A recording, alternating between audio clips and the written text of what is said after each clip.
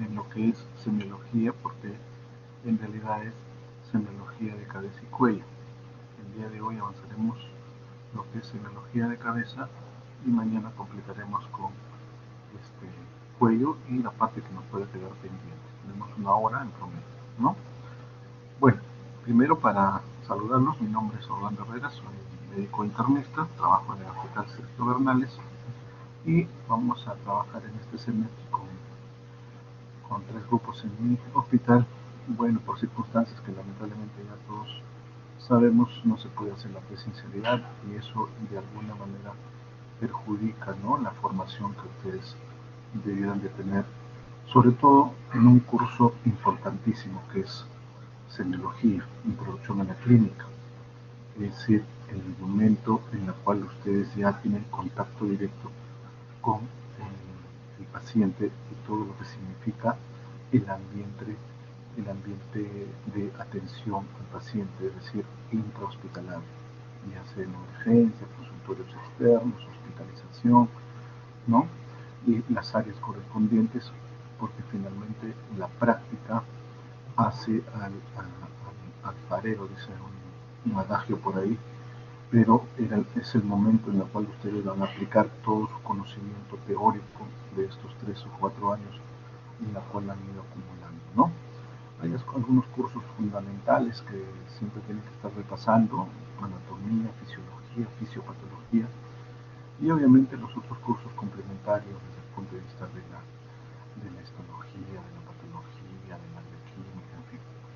Entonces, yo siempre les digo a los muchachos, el objetivo del curso en sí, el objetivo del curso en sí es aprender a hacer una buena historia clínica, ¿no?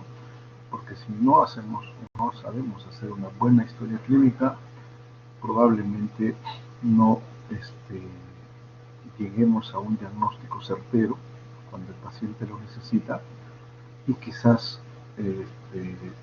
hagamos cosas que encarezcan la atención del paciente y por ende del sistema, y colapsemos el sistema, ¿no? Porque pareciera que en el tiempo esto ha cambiado tremendamente. Antiguamente los semiólogos hacían el diagnóstico en casi algunas veces al 100% con en la historia clínica. Hoy en día están haciendo los diagnósticos a través de los exámenes complementarios, cuando debe ser al revés, ¿no? El examen complementario es eso, el examen auxiliar es eso, solo para confirmarte en casos o descartarte en casos muy específicos. Entonces la semiología es el arte de hacer el diagnóstico a través de los signos y síntomas, es decir, haciendo una buena anamnesis, haciendo un buen examen físico, teniendo una buena técnica desde el punto de vista de la toma de datos en la anamnesis, que es el interrogatorio, importantísimo, y teniendo una técnica para poder interpretar cada signo o cada síntoma, ¿no? Entonces, si yo sé hacer una buena historia clínica, voy a poder plantear un buen síndrome o un conjunto de síndromes, y a partir de ello voy a hacer el diagnóstico desde el punto de vista de la enfermedad o enfermedades. ¿Ya? Entonces, ya han avanzado ustedes en algunos tópicos y ahora nos toca ya en semiología general, ¿no? Porque semiología regional. Cuando ya entramos a semiología regional estamos en una situación mucho más específica, más orientada desde el punto de vista de la valoración. Entonces, cuando hablamos de cabeza, ¿no?, ustedes tienen acá una imagen que podría evaluarse de 1000 maneras, ¿no? Desde una cosa tan simple como puede ser la forma, el tamaño, el movimiento, la simetría, en fin, y de cuestiones muy específicas, ¿no?, ya desde el punto de vista del contenido en lo que es cráneo y en lo que es cara, ¿no? Y entonces ya de pronto, solo observando, porque el examen de la valoración de la historia clínica no es solamente preguntar, sino también la inspección, la palpación, la percusión, la auscultación. O sea, desde el momento en que yo tengo contacto con el paciente, voy a empezar a interrogar, y si es que los datos que me da el paciente me orientan a la posibilidad de que haya un compromiso en cabeza o en cara, Entonces yo ya tengo que tener estructurado, ¿no? Estructurado desde el punto de vista del examen físico cómo voy a evaluar.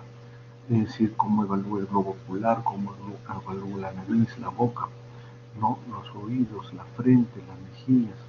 Y ya yendo a la parte más específica, digamos, cómo evalúo la pupila, ¿no? Desde el punto de vista de su forma, ¿no? De su dilatación, de su respuesta a algún estímulo.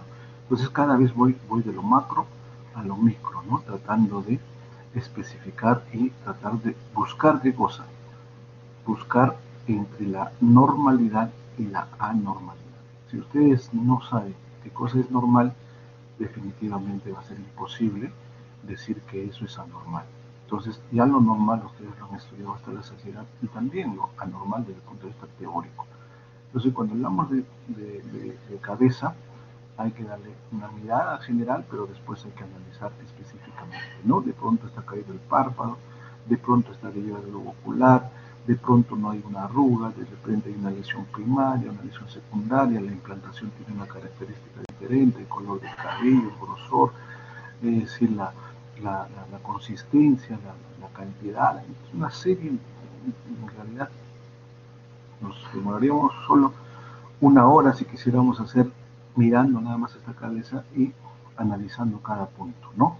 Pero desde el punto de vista didáctico lo tenemos que hacer por partes, pero nosotros tenemos que tomar decisiones en la emergencia, tenemos que tomar decisiones en el consultorio o en la hospitalización en mucho menos tiempo.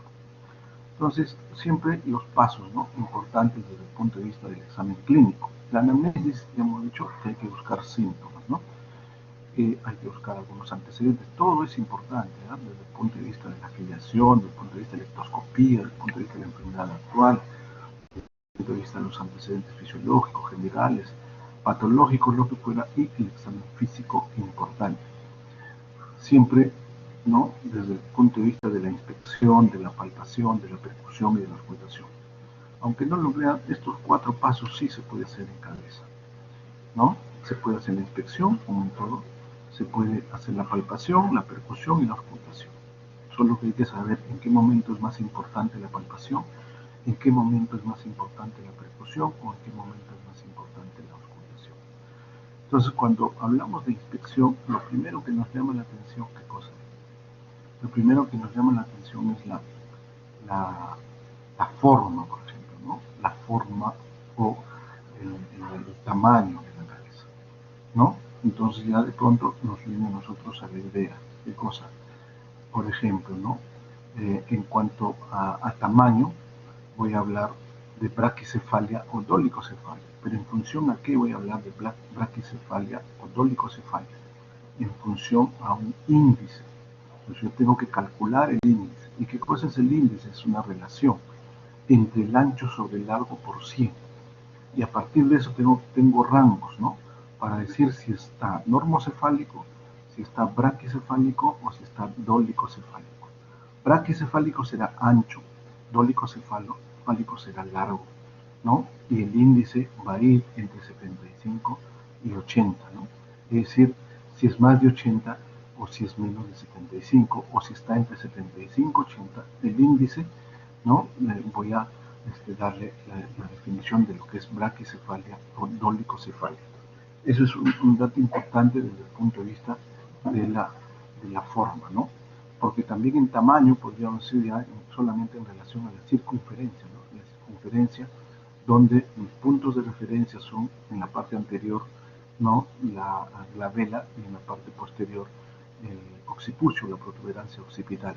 Entonces ahí ya hablaré de macrocefalia, de microcefalia o de normocefalia, ¿no? Entonces, esos aspectos desde el punto de vista de tamaño son importantes tenerlos en cuenta porque en función a eso yo voy a darle la definición. Es decir, aclarando que quede bastante preciso el concepto, decíamos, ¿no? Por debajo de 75, dolicocefalia. Por encima de 80, braquicefalia. Y a partir de eso pueden haber otras alteraciones. La acrocefalia, es decir, es una cabeza bastante puntiaguda, ¿no? Puntiaguda, la acrocefalia. O puede haber también la ipsocefalia, la oxicefalia, la pirgocefalia, una serie de situaciones importantes que ustedes tienen que tener en cuenta cuando evalúan forma. Entonces acá estamos viendo, por ejemplo, ¿no?, una situación de microcefalia, ¿no?, en donde hay poco desarrollo, ¿no?, una cabeza muy poco desarrollada, mayormente por problemas de tipo congénitos, ¿no?, y que están en relación a problemas durante el embarazo, fundamentalmente por infecciones, ¿no?, infecciones de tipo virales. Entonces, los virus, ahora como el virus del SARS-CoV-19, ¿no?, o el COVID-19, también puede conllevar en una mujer gestante a que tenga un producto con microcefalia, ¿no? Que va a tener consecuencias, seguramente. ¿Por qué? Porque no va a haber un adecuado desarrollo del contenido, ¿no?, del cráneo, sobre todo a nivel de lo que es el cerebro, y eso puede tener problemas, ¿no? Entonces, ahí estamos hablando desde el punto de vista del tamaño, microcefalia, macrocefalia. La macrocefalia ya es lo contrario, ¿no? Una cabeza bastante grande en relación al tórax. Pueden haber enfermedades, ¿no?, también congénitas, por ejemplo, la sífilis congénita puede llevar a macrocefalia, o las adquiridas desde el punto de vista, por ejemplo, de las infecciones, las meningoencefalitis, las encefalitis, que van a producir obstrucción en la circulación del líquido cefalorraquídeo, y va a haber un aumento del líquido cefalorraquídeo, aumento en la presión, aumento en la dilatación, y como quiera que no está cerrado todavía adecuadamente las fontanelas, entonces va a haber un crecimiento desmesurado desde el punto de vista del tamaño de la cabeza, ¿no? Y ahí es importante, sobre todo, tener en cuenta, por ejemplo, la hidrocefalia, ¿no? La hidrocefalia puede condicionar lesión cerebral irreversible, ¿no?, problemas de hipertensión endocraniana, compromiso neurológico, estado de conciencia y complicaciones no solamente locales, sino también sistémicas, ¿no? Muchas veces hay que hacer una intervención quirúrgica, hay que resolver de alguna manera, porque si no se produce lo que se llama hipertensión, enclavamiento y muerte en el paciente. Por lo tanto, hay que saber identificar, ¿no?, si hay o no hay hidrocefalia. En la acromegalia mayormente es macrocefalia más que hidrocefalia, ¿no? Entendiendo como acromegalia aquel crecimiento desmesurado, ¿no? Hay dos conceptos desde el punto de vista de crecimiento aumentado, diríamos, en cuanto a la talla y en cuanto al desarrollo de las estructuras blandas u óseas, ¿no? Hablamos del gigantismo y hablamos de la acromegalia. El gigantismo es cuando todavía no se ha cerrado, ¿no?, la zona de crecimiento, pero cuando ya se cerró la zona de crecimiento estamos hablando de acromegalia. Pero lo importante acá está en identificar los tamaños, ¿no?, los tamaños desde el punto de vista de la cabeza, ¿ya? Por ejemplo, la sífilis hereditaria, ya les dije, es una causa frecuente de hidrocefalia, ¿no? O hay enfermedades como, por ejemplo, la enfermedad de Payet, en la cual hay un engrosamiento progresivo de la tabla ósea, ¿no?, del diploe óseo, y que el paciente a veces se empieza a dar cuenta de esa alteración cuando hay una cierta dificultad para poder utilizar las gorras, ¿no?, y cada vez tiene que ir incrementando el sombrero, la gorra. El raquitismo también es otra patología en la cual puede haber una megalocefalia o un aumento, ¿no? Entonces, importante. Y acá está definido lo que es la microcefalia, ¿no?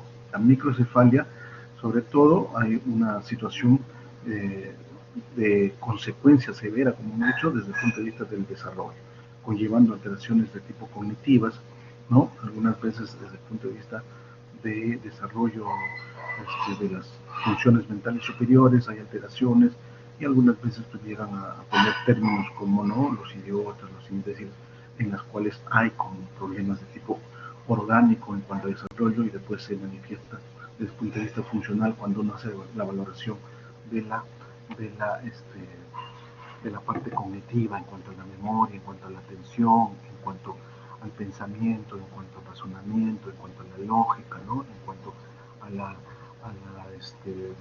respuesta de tipo del cálculo, la aritmética, en fin, todos esos aspectos se van a comprometer de la misma manera en la hidrocefalia, ¿no? Entonces, miren, ¿no?, cómo puede desarrollarse de tal manera de que condiciona inclusive problemas a nivel ocular y todo eso. Otro aspecto, estamos viendo solamente lo que es el tamaño, ¿no?, el tamaño y la forma de la cabeza, cuando uno hace la valoración de la inspección. pero eso no es suficiente. Entonces hay que evaluar también otros aspectos, por ejemplo, lo que es la posición de la cabeza, ¿no? La posición puede ser, bueno, el movimiento está dado básicamente por la articulación de la columna cervical, ¿no?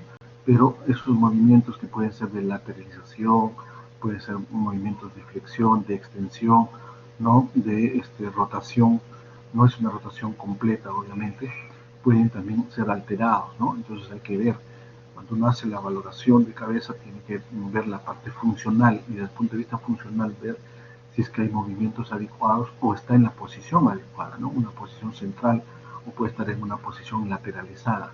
Lateralizada por situaciones de, diríamos, de oportunidad o de circunstancias. Entonces, de hecho, no, si yo voy a recoger algo, tengo que bajar la cabeza. O sea, hay movimientos fisiológicos normales, pero hay algunos que pueden ser patológicos, ¿no? Y cuando hablamos de patológicos en posiciones, por ejemplo, estamos hablando de la tortícolis. ¿Qué cosa es la tortícolis? Es un espasmo, ¿no? A nivel de los músculos del cuello, sobre todo a nivel del esternocleidomastoideo. Pueden haber tortícolis congénitas, inclusive tortícolis adquiridas desde el punto de vista en el canal mismo del páncreas en recién nacido o ya en las personas adultas, básicamente por mala posición, por cuadros inflamatorios o inclusive por situaciones neurológicas, ¿no? Lo cierto es que la tortícolis puede alterar la posición normal de la cabeza, lateralizándolo básicamente, ¿no? El tétano, por ejemplo, ¿no? Es una infección bacteriana, ¿no? La meningitis también, y que pueden conllevar. El tétano lo que va a conllevar es a una situación de rigidez, ¿no? Una rigidez a nivel del movimiento de la cabeza, por lo tanto, básicamente por alteraciones a nivel neurológico, sobre todo lo que es irritación de la raquis, ¿no? Entonces, hay una rigidez de nuca, por lo tanto, hay movimiento alterado en cuanto a la posición de la cabeza. Otros aspectos como por ejemplo la artrosis, ¿no? La artrosis es una degeneración articular que puede ser por una situación de actividad, ¿no? Pero pueden ser enfermedades, ¿no? Por ejemplo, una artritis séptica puede dejar una secuela, que es una artrosis, o problemas de actividades físicas no controladas, ¿no? Que pueden llevar a artrosis, o simplemente degenerativas desde el punto de vista evolutivo, ¿no? Degenerativo desde el punto de vista de la edad, en fin. Lo cierto es que la artrosis también va a producir alteraciones en cuanto al movimiento de la cabeza. Y ese movimiento puede estar condicionado al dolor, entonces impide, ¿no? Entonces tengo que hacer una buena evaluación para definir si estoy frente a una tortícolis, si estoy frente a un tétano, si estoy frente a una meningitis. O sea, la idea es que ustedes, a través del examen físico, puedan rápidamente correlacionar, ¿no? Es decir, puede ser o no puede ser. Eso no significa que con solo ver la posición, con solo ver la forma, con solo ver el movimiento y ahí se no, sino que es parte de una evaluación integral para poder después plantear un síndrome, ¿no? Que es importante. Entonces, desde el punto de vista de los movimientos, por ejemplo, ¿no? Movimientos, ya hemos dicho, los movimientos pueden ser fisiológicos normales, pero también hay movimientos patológicos anormales. Y ahí estamos hablando, por ejemplo, del famoso signo de Muset. ¿Qué cosa es el signo de Muset, no? Es un movimiento involuntario de la cabeza como consecuencia de una alteración valvular aórtica, es decir, una insuficiencia aórtica severa que hace que la cabeza se mueva en una situación pulsátil, ¿no? Al son del latido del corazón, y eso se llama el signo de Muset, por ejemplo, ¿no?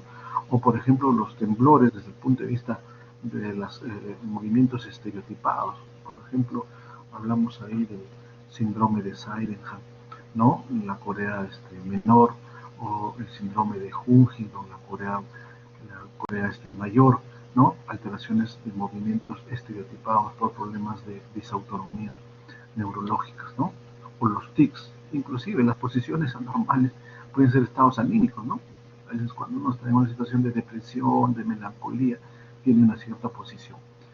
O por ejemplo cuando hay crecimiento a nivel de bocio, de quistes, o problemas de abscesos, todas esas alteraciones pueden condicionar problemas de posiciones o de movimiento. Los tics, por ejemplo, ¿no? Los tics son movimientos estereotipados como respuesta a situaciones de estrés. Por lo tanto, importante es tener en cuenta estos aspectos. Desde el punto de vista de la posición, por ejemplo, el opistótono, ¿no? Eso es otro dato importante en el cual ustedes tienen que tener bastante interés por identificarlo, ¿no? El opistótono ya hay una situación de rigidez, de una flexión, ¿no? De toda la musculatura, sobre todo a nivel del cuello, y que lleva la cabeza hacia atrás como consecuencia de un problema de meningismo o meningitis, ¿no? O inclusive en el tétano también puede darse esta situación de alteraciones. Y aquí está lo que habíamos mencionado, la tortícolis, los espasmos, ¿no? Otro aspecto importante desde el punto de vista de la valoración en cuanto a la inspección en cabeza, aparte de la forma, aparte del tamaño, aparte del movimiento, ¿no? Es lo que podemos encontrar ya en la región de la cabeza, específicamente a nivel del cuero cabelludo. Entonces, cuando yo evalúo esto, y ahora que han hecho ya ustedes la parte de piel y faneras, pueden identificar rápidamente, ¿no? Una serie de alteraciones desde el punto de vista de los anexos, en este caso, ¿no? Si es lisotrico, si es urotrico, ¿no? Si hay problemas de calvicie o alopecia, ¿no? Calvicie en realidad mayormente en relación a una situación hereditaria, ¿no? Heredofamiliar, pero la alopecia ya es una situación que condiciona problemas ocasionados por alteraciones infecciosas, alteraciones de tipo metabólicas, alteraciones de tipo inmunológicas, ¿no? Entonces las alopecias o pueden ser inclusive de alteraciones de alopecia por problemas psiquiátricos, ¿no? Neuropsiquiátricos. Entonces yo tengo que buscar por qué se está presentando alopecia, ¿no? Localizada o generalizada, la alopecia areata, por ejemplo. Entonces, en cuanto al cabello, la forma, la implantación, ustedes han dicho ya todo eso en semiología de piel y faneras, ¿no? Desde el punto de vista de la valoración de la frente, por ejemplo, ¿no? La frente puede ser una frente amplia, una frente ancha, una frente limpia, ¿no? Pero también puedo buscar, y siempre hay que buscar la comparación simétrica entre la mitad derecha y la mitad izquierda. Para eso es importante una línea de referencia, ¿no? La línea sagital, la línea que divide al cuerpo en dos partes, y hay que hacer siempre el lado comparativo, buscando la simetría, no la igualdad, pero sí buscando la simetría. Y una de ellas es, por ejemplo, buscarlo, cómo están, ¿no? Si hay o no hay adecuada formación de las arrugas, o las arrugas están borradas, o las arrugas están muy pronunciadas, ¿no? Si están borradas o están muy pronunciadas, ambos tienen relación con problemas neurológicos, ¿no? Borradas desde el punto de vista de una parálisis facial periférica, desde una situación aguda, ¿no? En cambio, muy pronunciadas desde el punto de vista de una hipertonía reactiva posterior, ¿no? Ya de un mediano largo plazo posterior a una parálisis facial. Entonces, puedo yo diferenciar una parálisis facial central y periférica a partir de la evaluación de las arrugas en la frente, ¿no? Que es importante saber decir al paciente ciña, ¿no? Ciña o pruña la frente, ¿no? O arrugue la frente, o mire hacia arriba, ¿no? O levante las cejas, entonces trato de evaluar. Pero también en la frente, pues como es piel, tengo que buscar todas las alteraciones que pueden ser primarias o secundarias que ya ustedes han evaluado, ¿no? Vesículas, pápulas, nódulos, fisuras, escoriaciones, úlceras, cicatrices, es decir, no petequias, equimosis, todo eso. Por eso los temas que se están haciendo no son cancelativos, son temas que están correlacionados, ¿no? Para que vayan aplicando progresivamente, porque la historia clínica tiene que incluir todo eso, ¿no? El paciente puede venir por un problema de neumonía, pero ustedes ya con la evaluación de la semiología de cabeza y cuello pueden identificar además un hipertiroidismo, además un exoftalmo, además un problema de parálisis facial, además un trastorno en la articulación temporomandibular, qué sé yo. Lo cierto es que hay que tratar de darle esa utilidad, ¿no? La valoración en cuanto a las cejas, por ejemplo, en la evaluación de la cara, ¿no? Las cejas no solamente son estéticas, ¿no? Sino que también son elementos de protección, porque están cubriendo el arco superciliar de la órbita, ¿no? Ocular zona bastante muy propenso a producirse un accidente, un golpe, un roce, ¿no? Los famosos hematomas. O a veces hay patologías en las cuales se cae la ceja, ¿no? Patologías como por ejemplo la enfermedad de Hansen, ¿no? Que es la en la lepra, ¿no? O por ejemplo en el hipotiroidismo, ¿no? Hay caída de la cola y las cejas, o por ejemplo en la misma sífilis misma hay desaparición de las cejas. Es decir, hay que ver la población, ¿no? A veces están muy pobladas las cejas o están muy disminuidas las cejas. Y son zonas muy lábiles desde el punto de vista de la laxitud de la piel que lo rodea, ¿no? Por eso es que hay hematomas bastante francos que se forman a nivel de alteraciones en las cejas, ¿no?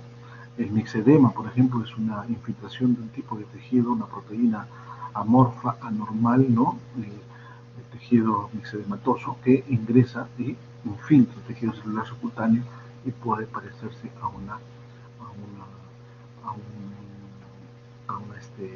a un edema, ¿no? Un edema duro, sobre todo a nivel facial o a nivel de la zona de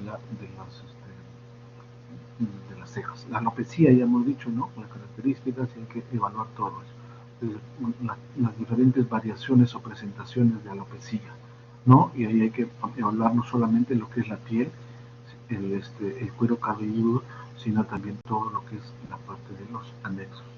Por ejemplo, ¿no? Cuando vamos a lo que es palpación en la cabeza, un aspecto importante es el cráneo. Y en el cráneo, sobre todo, el cuero cabelludo.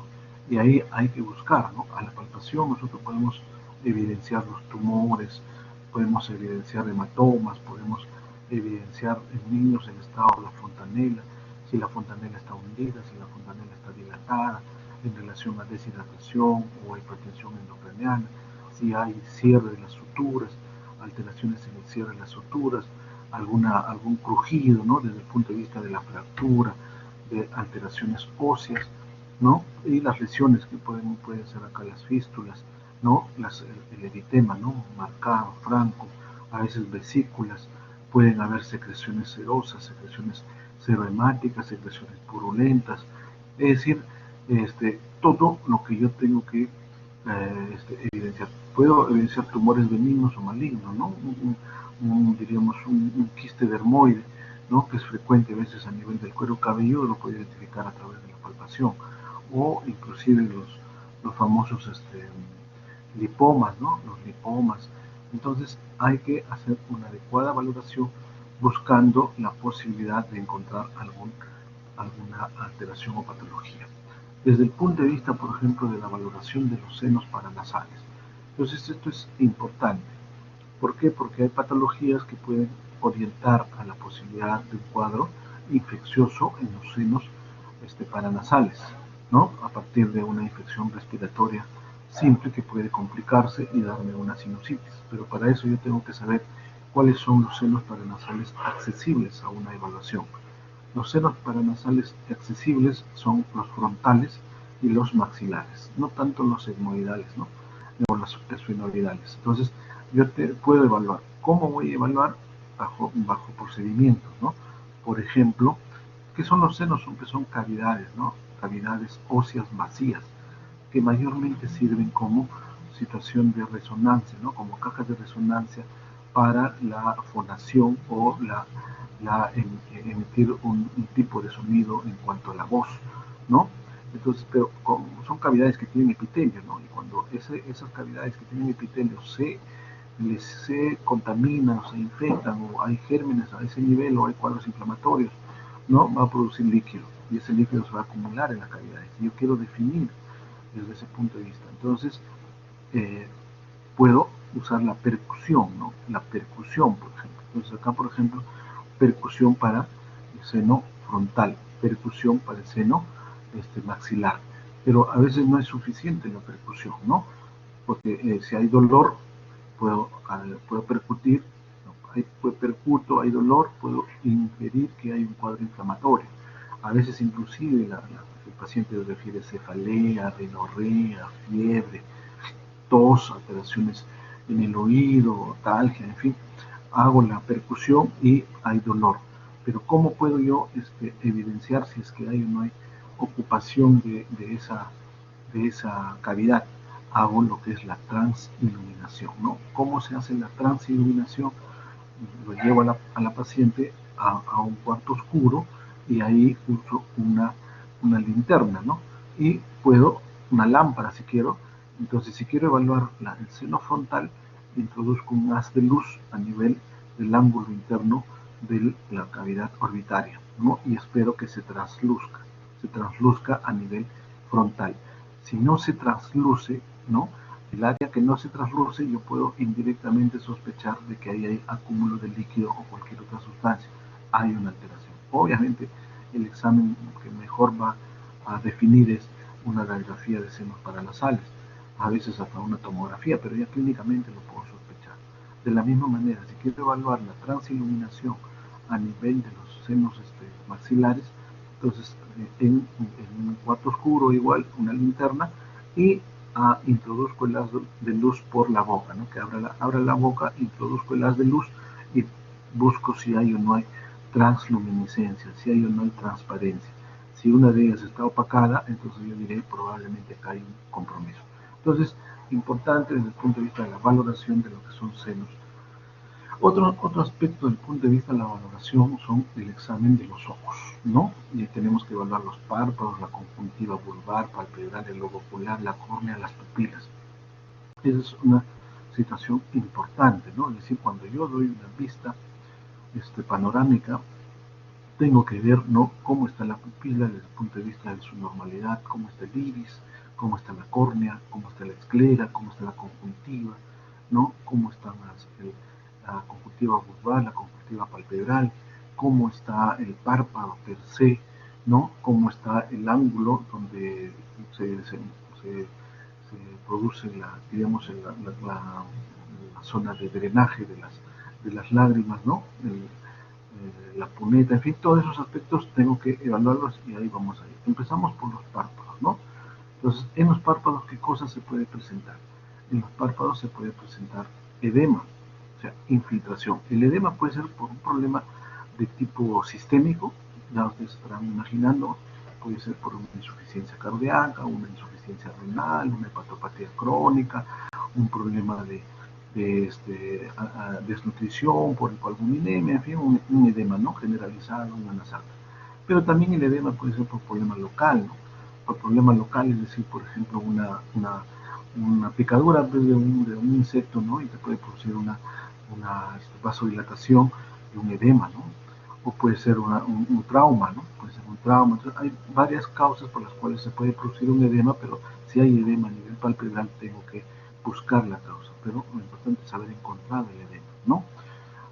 Cuando hay alguna alteración de inflamación aguda, desde el punto de vista de los párpados, hablamos de lo que es la blefaritis aguda, ¿no? La blefaritis, blefaro, párpado, itis, inflamación del párpado desde el punto de vista de una infección o de una patología evolutiva crónica.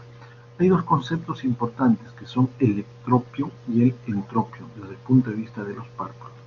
Y cuando hablamos de entropio y ectropio, en, dentro, y fuera, es decir, los párpados se vierten, ¿no? Sale hacia afuera, o los párpados se invierten, ¿no? Se invierten y se van hacia adentro. Entonces, algunos dirán, no, eso es solo un problema de tipo estético, no necesariamente, ¿no? Puede ser un problema de tipo que puede producir una patología muy severa. Por ejemplo, en el caso del entropio, por ejemplo, ¿no? En el entropio, como se va hacia adentro, ahí están las pestañas, ¿no? Y las pestañas, eso se llama triquiasis. La triquiasis es cuando las pestañas son llevadas hacia adentro y pueden condicionar problemas a nivel del globo ocular. ¿Cómo así? Le producen una irritación. ¿A quién? A la córnea, ¿no? Entonces le produce una queratitis o puede producirse una perforación del globo ocular. Por eso que, ahora, ¿por qué se produce el ectropio o el entropio? Y ahora ustedes estarán pensando de que hay alguna alteración desde el punto de vista del párpado, ¿no? Es decir, hay cuadros inflamatorios, hay cuadros infecciosos, hay cuadros traumáticos, ¿no? Puede haber una cicatriz, una retracción, en fin, ¿no? Inclusive el ectropio es más frecuente inclusive en la vejez, ¿no? Que hay una eversión, una situación de protrucción hacia afuera. Entonces hay que identificar si el paciente tiene entropio o entropio. En un caso clínico uno le puede presentar para el examen paciente varón que presenta tales y cosas, entre otras entropio, ¿no?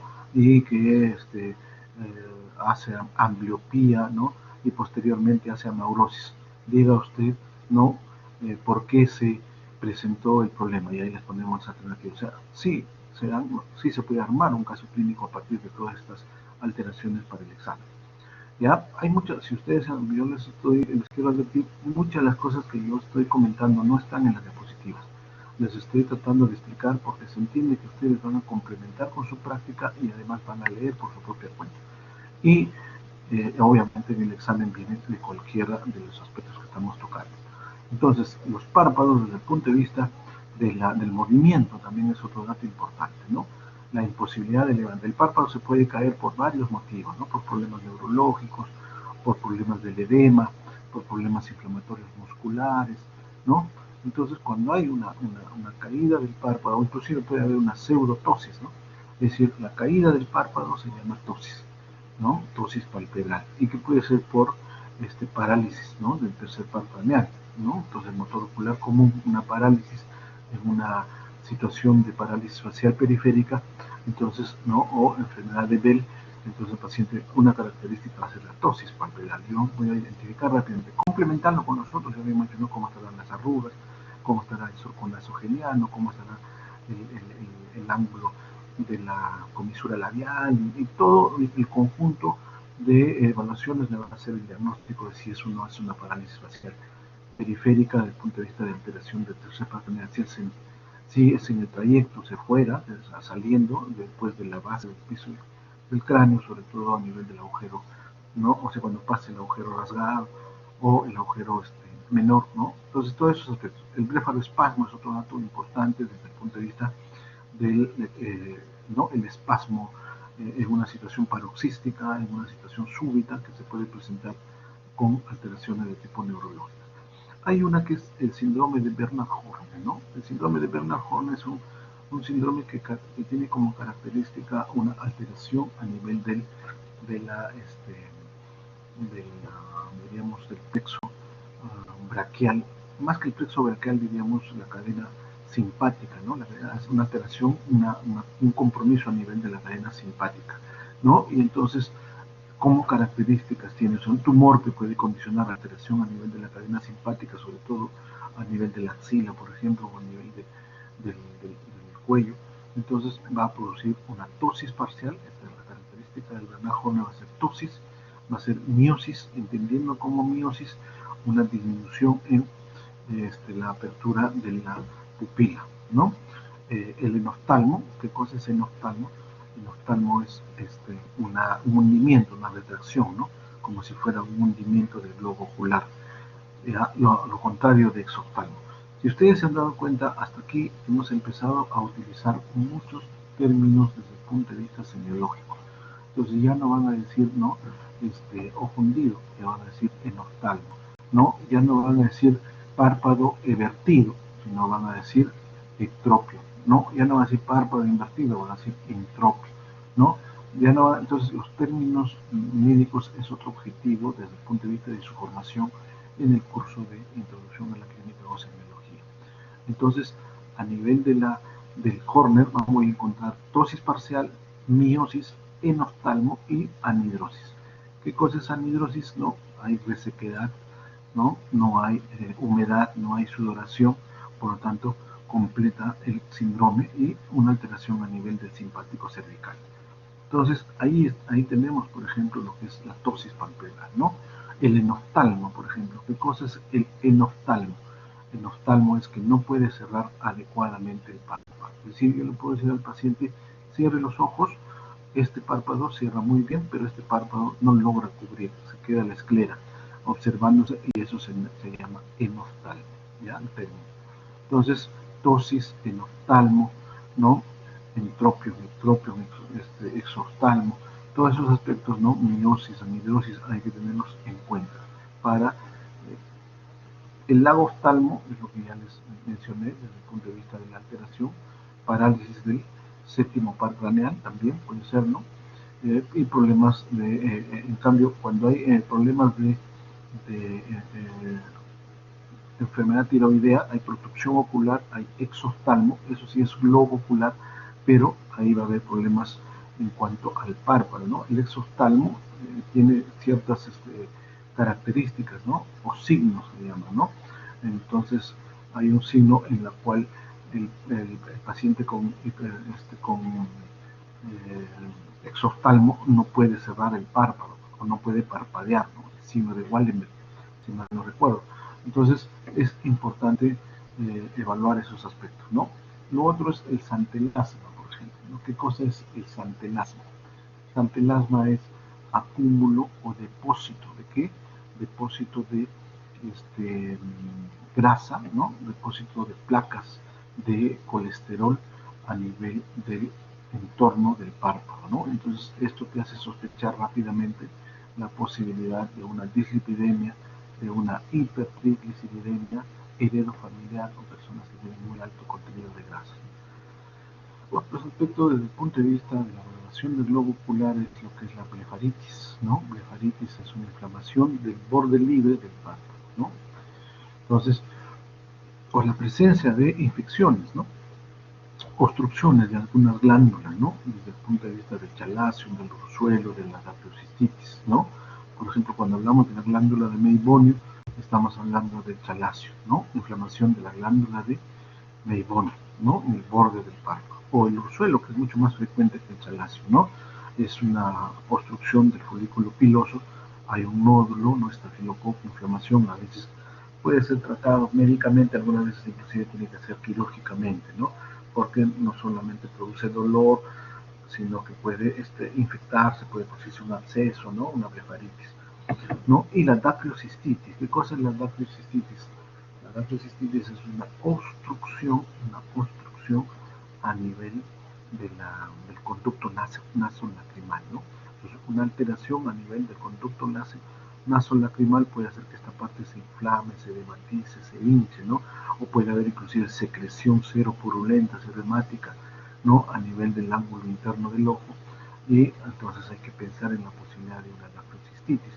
Inclusive muchas veces son quistes, son tumores, ¿no? O son obstrucciones por problemas de malformaciones. Es decir, el objetivo es que ustedes puedan identificar, darse cuenta rápidamente y referir en la historia clínica o en la presentación del caso clínico, ¿no? Y acá estamos viendo una evaluación un ursuelo, ¿no? Una alteración de obstrucción a nivel del folículo piloso y empieza a producirse como un nódulo, ¿no?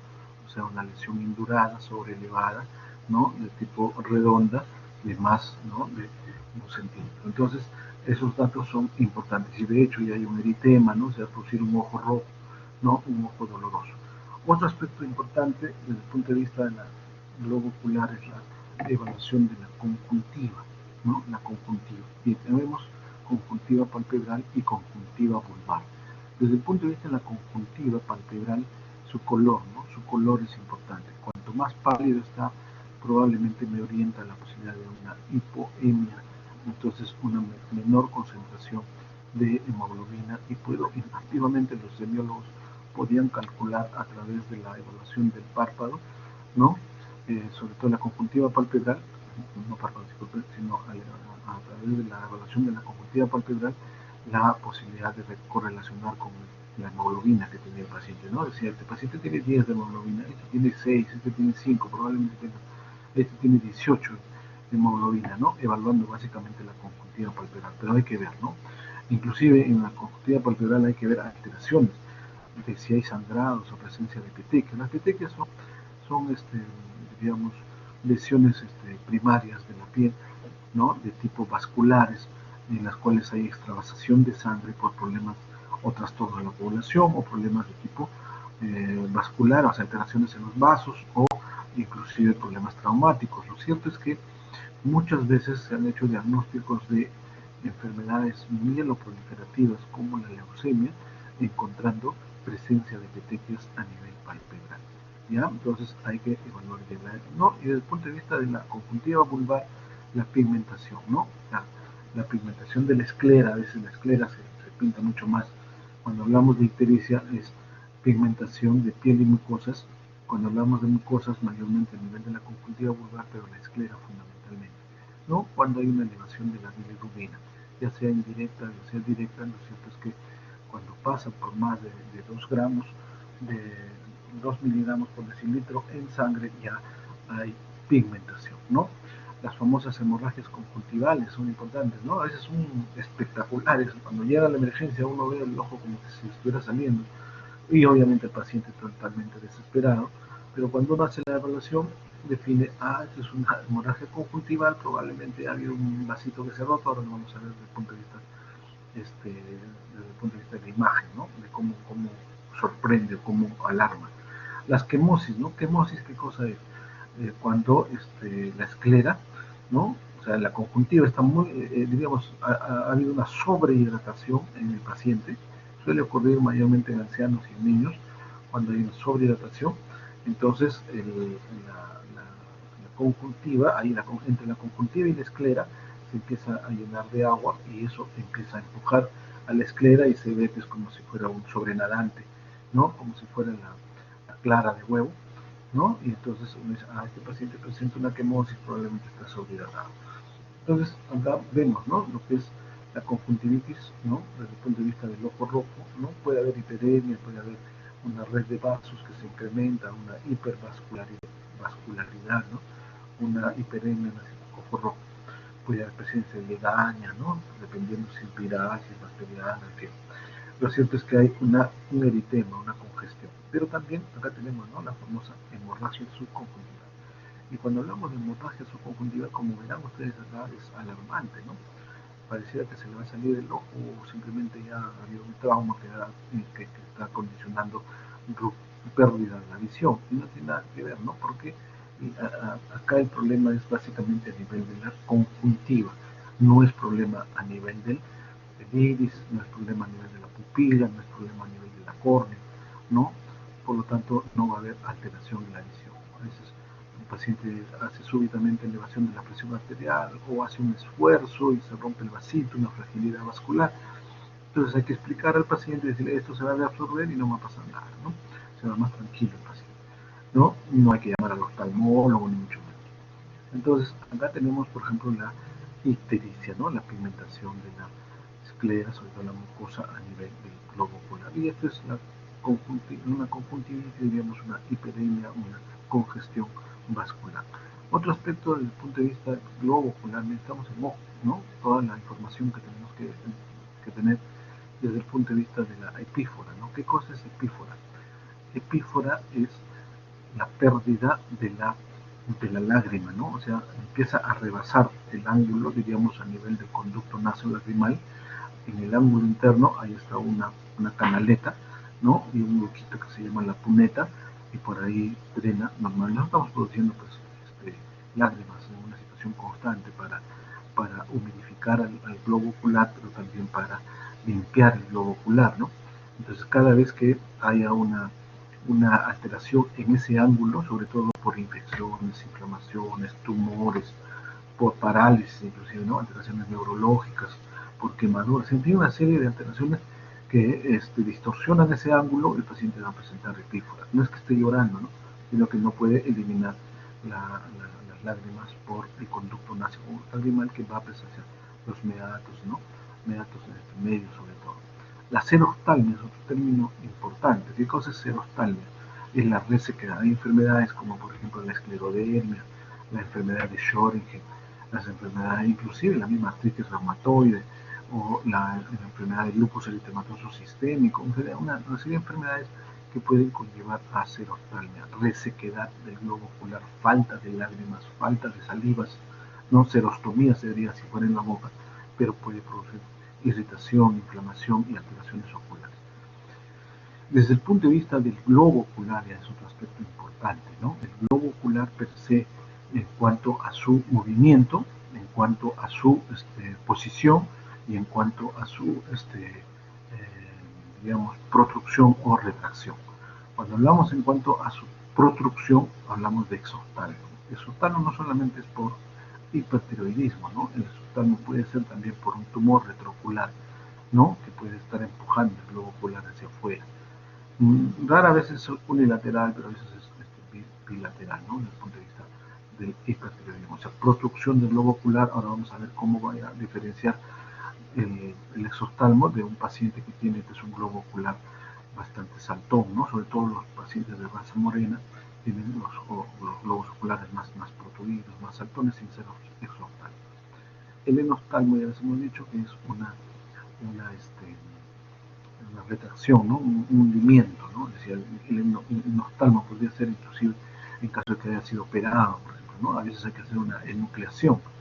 Enucleación, yo me acuerdo de un caso que fue triste, un estudiante en ese momento estaba rotando en el hospital de ciencias oftalmológicas, ¿no? En Milino, y llegó una jovencita que tenía pues, 25, 27 años, era profesora en, la, en provincias, estaba yendo a dictar su clase y se cayó, ¿no? Con tan mala suerte que cae sobre un cactus. O sea, un cactus logra perforar el globo ocular, ¿no? Obviamente hay pérdida de todo el contenido de la cámara anterior, ¿no? El humor acuoso. Entonces todo un problema, es como una pasa, ¿no? Se chupa el globo. Cuando llegó la emergencia del hospital ya era imposible hacer algo, simplemente había que plantear la enucleación, que es sacar el globo ocular para poder reemplazarlo con una prótesis. Y ahí entonces no se veía como un hundido, ¿no? Y hablábamos de enoftalmo. ¿Ya? Los otros son los movimientos, ¿no? Movimientos que puede tener el globo ocular. Ustedes saben que las convergencias también son todo esto, ¿no? Pero eso va a depender de qué. Los movimientos de qué va a depender. Los movimientos van a depender de los músculos, ¿no? De los músculos. ¿Y cuántos músculos son los que tiene el globo ocular? Son 6 músculos, ¿no? Y también va a depender de la inervación, pues, ¿no? Eso en neurología lo van a precisar más, pero es importante que tengan una idea. Entonces tenemos a los tres, ¿no? Nervios que inervan, que son los músculos oculares o este, se llama oculomotores. Entonces tenemos el tercer par craneal, el motor ocular común, tenemos el sexto par craneal, ¿no? Y tenemos el cuarto par craneal. Es más fácil acordarse qué inerva el cuarto y qué inerva el sexto para acordarse después del resto. Entonces el sexto inerva al recto externo, ¿no? Y el cuarto inerva al oblicuo, ¿no? Pero al oblicuo mayor que jala el ojo hacia abajo y hacia adentro, ¿no? Entonces el resto será pues por un motor ocular común. Entonces cuando hay alteraciones desde el punto de vista de la inervación o del músculo es que se van a producir las divergencias. Es decir, se va a ir afuera, se va a ir abajo, ¿no? Digo, se va a ir adentro, se va a ir afuera, se va a ir hacia arriba o se va a ir hacia abajo. Por eso hablamos de estrabismo convergente cuando se va hacia adentro, estrabismo divergente cuando se va hacia afuera, subvergente cuando se va hacia arriba y subvergente cuando se va hacia abajo. Y ahí tenemos, ¿no? Los estrabismos. Por ejemplo, acá está hacia adentro. Si el globo ocular está hacia adentro, hay algún problema. ¿Qué par craneal está alterado? Probablemente está alterado el sexto par craneal. ¿Por qué está alterado el sexto par craneal? Porque no puede jalar hacia afuera. ¿Quién está ganando? El recto interno. ¿Y quién inerva el recto interno? El tercer par craneal o motor ocular común. Entonces este es un estrabismo convergente. Al revés será, ¿no? Si está dañado el tercer par craneal, no puede jalar hacia adentro el recto interno, quien jala hacia afuera va a ser el recto externo, o sea, el sexto par craneal, y entonces hablaremos de estrabismo divergente, ¿no? Pero acá, por ejemplo, estamos viendo una alteración en el lado del ojo izquierdo, ¿no? Este es convergente, ¿no? Porque divergente sería hacia afuera. En cambio acá estamos viendo hacia arriba, ¿no? Que sería el subvergente, ¿no? Y el subvergente quiere decir que los que jalan hacia abajo están alterados, ¿no? ¿Quiénes jalan hacia abajo? Dos músculos, ¿no? El recto inferior y el oblicuo mayor, ¿no? Entonces, si hay alteraciones, sobre todo a nivel del recto inferior o del oblicuo mayor, va a haber el subvergente. Entonces, las preguntas en el examen van a venir más o menos parecido a eso, ¿no? Casos clínicos que tengan que definir si es subvergente, si es deoconvergente, si es estrabismo divergente, convergente o mixtos o lo que fuera, ¿no? Y qué alteración. Otro problema desde el punto de vista, ¿no? Otras situaciones de evaluación desde el punto de vista del globo ocular, términos como la diplopia. Por ejemplo, los estrabismos pueden conllevar a diplopia. Diplopia es visión doble, ¿no? Uno no puede enfocar adecuadamente y hay problemas de diplopia. El nistagmo son movimientos oculares involuntarios cuando se lleva a una situación de mirada extrema, hacia afuera, hacia adentro o hacia arriba. A veces pueden ser unas situaciones de respuesta de agotamiento, ¿no? Pero también pueden ser problemas de tipo neurológicos, a veces de problemas centrales o periféricos, ¿no? Cuando hay parálisis, ya hemos dicho, ¿no? La ptosis, la midriasis es otro aspecto importante. ¿Qué cosa es la midriasis? Es una dilatación a nivel de la pupila, pero cuando está por encima de 4 milímetros, ¿no? Por debajo de 2 milímetros miosis, por encima de 4 milímetros midriasis. Dentro de 2 o 4 es solamente contracción o es relajación, es decir, apertura o cierre de la pupila, ¿no? Y ahí está eso para que ya lo repasen después desde el punto de vista de los movimientos oculares. Y acá tenemos lo que es, estamos corriendo porque ya el otro grupo tiene que entrar igual, creo que a las 12:50, son 12:50 creo que es del otro grupo, si no recuerdo. Entonces, acá por ejemplo, ¿qué estamos viendo? ¿No? Acá estamos viendo ya una opacidad. ¿Dónde estamos viendo la opacidad? A nivel de la pupila, ¿no? Pero fundamentalmente, diríamos, a nivel del cristalino, ¿no? Entonces, acá vemos, el paciente va a perder la visión, va a tener una disminución de la visión, ¿no? Cuando hablamos de disminución de la visión, hablaremos de lo que es la ambliopía, y cuando hay una ausencia de la visión se llamará amaurosis, ¿no? O ceguera. Entonces, estos son degenerativas, ¿no? Situaciones degenerativas que aparecen ya en personas de edad, o también pueden ser problemas traumáticos y todo eso, ¿no? Entonces, vamos viendo cómo encontramos nosotros muchas alteraciones desde el punto de vista de la evaluación de la cabeza y cara, ¿no? En el arco senil, básicamente en adultos mayores, ¿no? Propias de una situación degenerativa, ¿no? Tenemos acá las pupilas, ya habíamos dicho, ¿no? Es importante que ustedes sepan identificar, ¿no? Si es que las pupilas están del mismo tamaño, entonces llamaré, ¿no? A eso isocoria. Cuando están alteradas desde el punto de vista del tamaño, llamaré anisocoria, ¿no? Cuando está alterada la forma, se llamará discoria, ¿no? Entonces discoria, es decir, hay algunos que tienen pupilas de gato, por ejemplo, ¿no? Medio ovalada, no circular. Entonces, y les sirve básicamente para identificar alteraciones desde el punto de vista neurológicos, porque la pupila tiene su vía aferente y su vía diferente, su vía simpática, parasimpática, ¿no? Entonces, cuando hay compromisos a nivel central, ya sea en el tronco, ya sea en la corteza, ¿no? Voy a poder orientar. Y eso en neurología lo vamos a evidenciar mucho mejor, pero desde ya hay que tener en cuenta digamos, la simetría desde el punto de vista de la pupila. Y acá están los otros términos que son importantes, ¿no? Es decir, hablamos de amaurosis cuando hay una disminución, pérdida de la visión, cuando hay ambliopía, cuando hay una disminución de la visión, cuando hay hemianopsia, cuando hay problemas de los campos, ¿no? De los campos. Ustedes saben que visión central está dado por la mácula, visión periférica está dado por la retina, ¿no? Y la mácula, ¿no? Y cuando hay alteraciones en la mácula puede haber problemas de cuadrantopsia, o cuando hay alteraciones a nivel de la retina, también, o parte de la mácula, pueden haber problemas de anopsias, o de campos pulmonares, ¿no? Ya sea bitemporales, binasales, en fin. Entonces, aspectos que hay que identificar desde el punto de vista de la evaluación. Los escotomas, diríamos, son algo así como manchas, ¿no? Que se puedan presentar en la visión. Las discromatopsias, por ejemplo, que es otro aspecto importante, ¿no? Por eso cuando evaluamos nosotros la visión, evaluamos agudeza visual, evaluamos campo visual y evaluamos discriminación o diferenciación de colores. Y cuando hay alteraciones a nivel de ¿no? de la identificación de los colores, hablamos de discromatopsias. Y una de las discromatopsias más conocidas es el daltonismo, ¿no?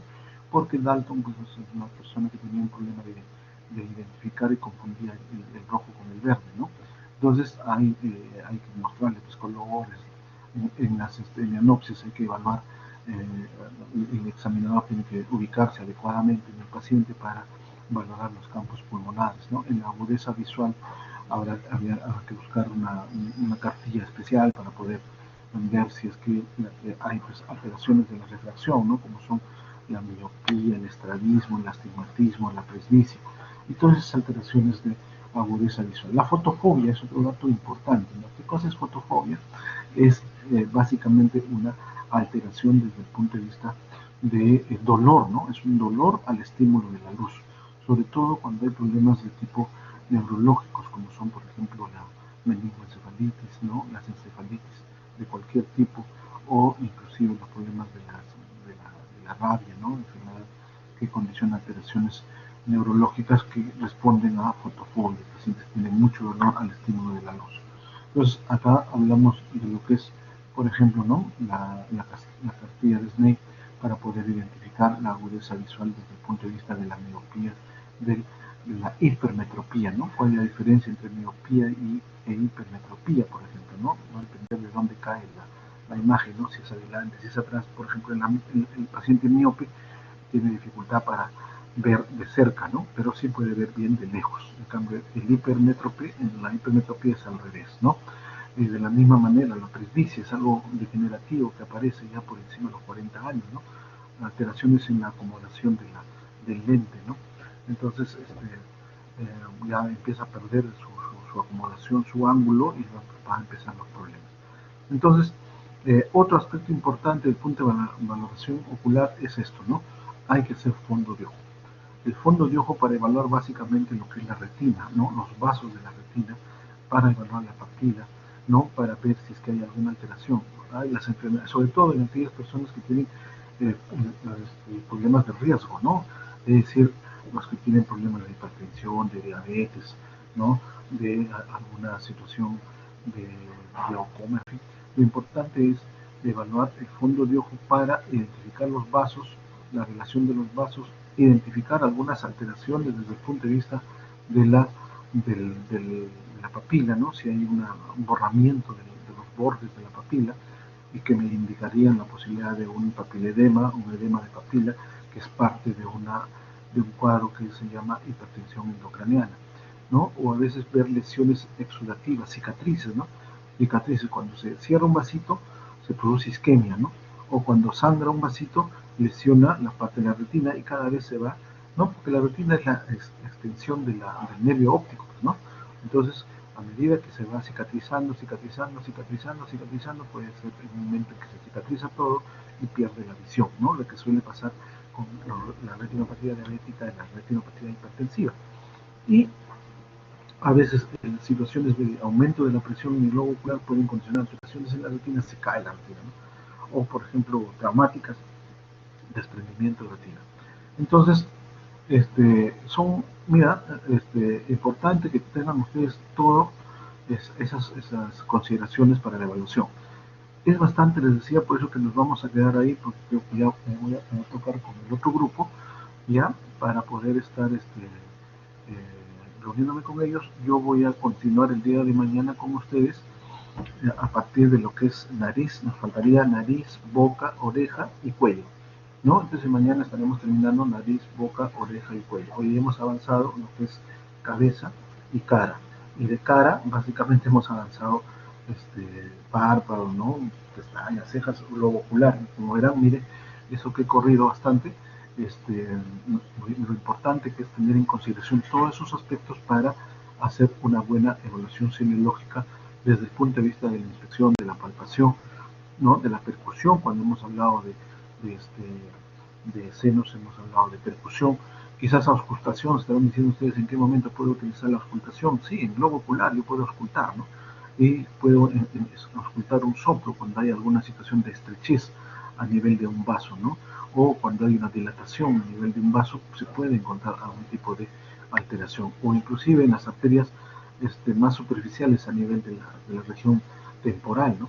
Por ejemplo, en la arteria temporal, que pues, suele dar problemas de arteritis temporal, cefaleas intensas, migrañas, más que migrañas, sino cefaleas de tipo vasculares, ¿no? Entonces, ahí nos vamos a quedar, muchachos, con ustedes. Me voy al otro grupo y mañana continuamos. ¿Alguna sugerencia, alguna pregunta, algún aporte?